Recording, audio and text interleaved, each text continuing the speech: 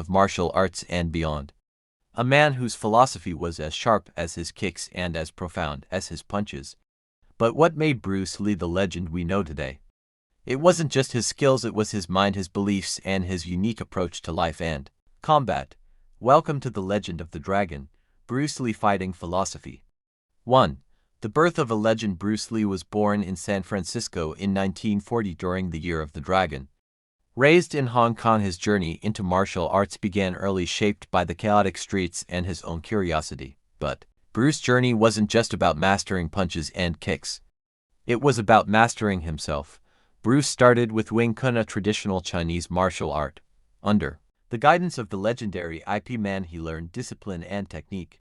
But Bruce wasn't content with just one style. Even in his youth, he questioned the rigidity of traditional martial arts.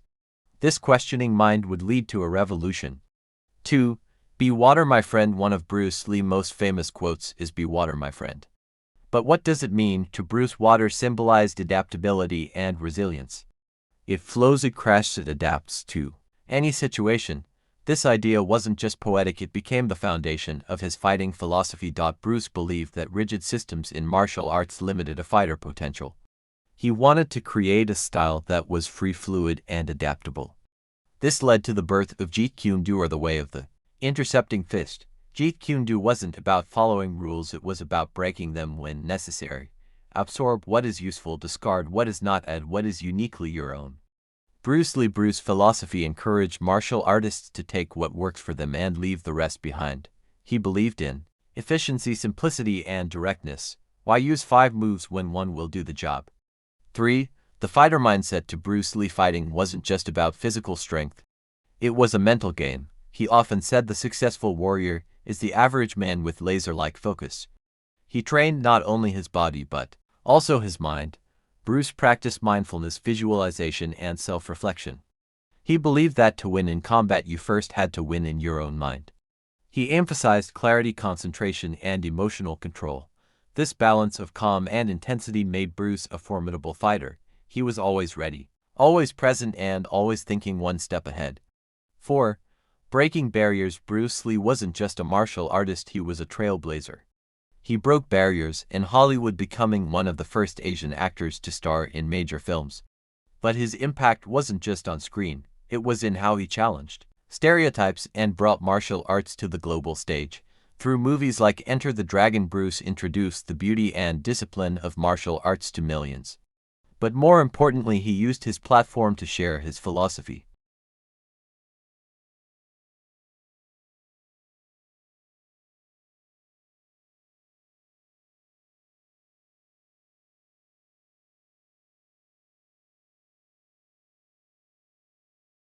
The clash of two extraordinary fighting styles, one forged in the wisdom of a martial arts legend, Bruce Lee, and the other born from the untamed wilderness, inspired by the instinctive combat of nature itself.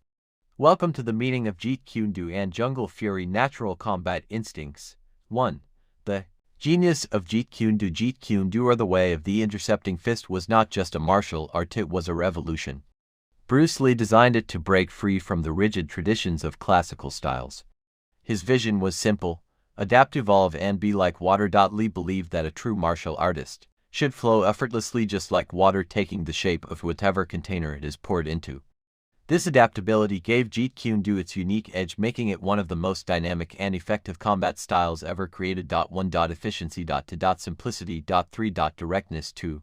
The raw power of Jungle Fury. Now let's step into the wild, where every creature fights to survive.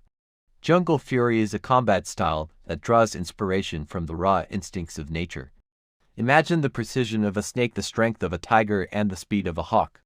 Jungle Fury fighters study these animals to create moves that are unpredictable and devastating. This style is untamed, just like the jungle itself. It's about survival, improvisation, and instinct, a sharp contrast to the philosophical depth of Jeet Kune Do. 3. The perfect matchup. At first glance, these two styles might seem worlds apart. One is rooted in human philosophy, while the other thrives on animal instincts. But dig deeper and you'll see how beautifully they complement each other. Both Jeet Kune Do and Jungle Fury share a core belief: the importance of adaptability. While Jeet Kune Do teaches you to respond to your opponent's movements, Jungle Fury Encourages you to think like a predator, always one step ahead.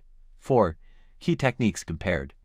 Let's take a closer look at how these styles operate in the heat of battle. 1. Jeet Kune Do straight lead punch. Bruce Lee iconic straight lead punches, fast, direct, and highly efficient. 2. Jungle Fury Claw swipe.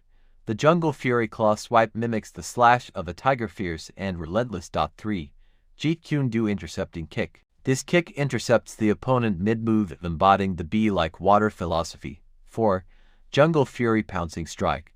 Inspired by a leopard pounce, this move closes the distance with explosive energy. 5. When philosophy meets nature, here where the magic happens, when the precision of Jeet Kune Do meets the untamed energy of Jungle Fury. It's not just about techniques, it's about mindset. Both styles teach us to observe, adapt, and overcome.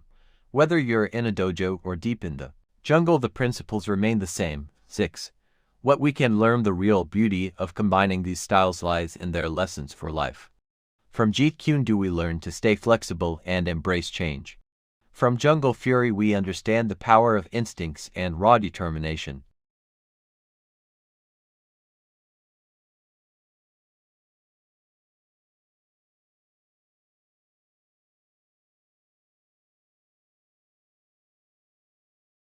Bruce Lee, the legend, the man who could break boards with a single strike and leave audiences stunned with his incredible speed and precision. But here's the question on everyone's mind: could his legendary one-inch punch actually knock out a professional boxer? Stay with us, because by the end of this video you'll know whether this iconic move is pure hype or a game-changing technique even pro fighters should fear. 1. Setting the scene. Bruce Lee's legacy. Let's start by understanding the one-inch punch. Bruce Lee was no ordinary martial artist. His skills weren't just about brute strength, they were about technique, speed, and timing. The one-inch punch is a perfect example. Bruce didn't need a full wind-up to generate devastating force. He could create explosive energy in just a few inches of movement. That's what made this move so jaw-dropping. Now Bruce used this technique to send people flying during DMOS, breaking boards, and even bending steel cans. But knocking out a trained 200-pound pro boxer, that's an entirely different challenge. 2. What is the one-inch punch? The one-inch punch isn't just a party trick. It's based on a martial arts principle called short power. In simple terms, it's about generating maximum force in minimum space. Bruce Lee mastered this through Wing Chun techniques and his deep understanding of biomechanics. Here how it works. 1. Foundation. The punch starts from the ground up. Bruce used his legs and hips to generate the force. 2. Core. Engagement. His abs and obliques transferred the energy up his body. 3. Explosive release. Finally, the power traveled through his shoulder, arm, and fist all in a split second. Experts say that this technique allows the punch to hit with as much force as a car crash. Sounds insane, right? 3. Boxing vs. martial arts. Different styles, different rules. Now let's compare this to boxing. In the ring, punches come from angles with footwork and combinations. Pro boxers are trained to dodge, block, and absorb punches. So could the one-inch punch be effective against someone who spends years conditioning their body to take hits? That's a big question. Boxers generate power through rotational energy. They twist their hips and shoulders into every punch. On the other hand, Bruce's one-inch punch relies on precision and internal energy transfer. It's two completely different worlds. 4. The science of the one-inch punch. To really understand if the one-inch punch could knock someone out, let's dive into the science. 1. Force. Studies estimate that Bruce Lee one-inch punch could generate over 150 pounds of force. 2. Speed. It delivered in less than 0.05 seconds. 3. Targeting. The punch is designed to hit pressure points or vital areas like the solar plexus or jaw, places that can disrupt the body equilibrium. Let us know in the comments below. Don't forget to hit the like button, subscribe, and ring the bell for more deep dives into the world of martial arts and combat sports. Until next time, stay legendary.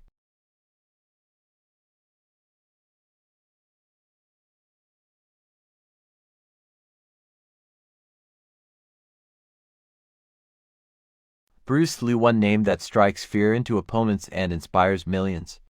But how did he achieve his legendary status? Was it pure talent, sheer determination, or a secret training routine that transformed him into an unstoppable fighting machine? Today we're diving into Bruce Lee training routine. and uncovering the secrets behind his incredible transformation into a fighting legend. Stay tuned till the end because this isn't just a story of a journey you'll never forget. 1. The mindset of a champion. Before we talk about his physical training, let's talk about his mind. Bruce Lee wasn't just a fighter, he was a philosopher. He believed that the mind controlled the body, and without a disciplined mind even the strongest body would fail. He would often say, "Be like water, my friend." This philosophy wasn't just poetic, it was practical. He trained his mind to adapt, focus, and stay calm under pressure. Imagine waking up every day with one mission: to become better than you were yesterday. That's how Bruce approached life. He didn't just work out, he worked on himself, his body, mind, and spirit. 2. The foundation: strength and conditioning. Bruce Lee's strength was unmatched, and it all started with his unique strength and conditioning routines. Did you know Bruce could do push-ups using just two fingers? Yeah, the fingers. But that wasn't enough for him. He incorporated weightlifting into his routine, not to bulk up but to build explosive strength. He believed in low reps with heavy weights for maximum power. One of his favorite exercises was the clean and press, which worked his shoulders, arms, and core. Bruce also used resistance training to enhance his speed and agility. He wasn't just building muscle, he was building the kind of muscle that could strike like a whip. 3. Cardio: the engine behind his endurance. Bruce Lee knew that strength without stamina was useless. That's why cardio was a crucial part of his routine. He would wake up early and go for long runs, 5 to 6 miles every day. But it wasn't just running, he'd mix it up with sprints to build explosive endurance. Another favorite: jump rope. It wasn't just a warm-up, it was a way to improve his footwork, balance, and timing. If you've ever seen Bruce Lee move in a fight, you know his footwork was lightning fast. That didn't happen by accident. Shadowboxing was another tool he used. It wasn't just practice, it was cardio disguised as fighting. He'd push himself to the limit, imagining real opponents and testing his limits every single day. Thank you for watching. If you enjoyed this deep dive into Bruce Lee training routine, don't forget to like, share, and subscribe. And tell us in the comments what your favorite Bruce Lee moment. Until next time, be like water, my friend.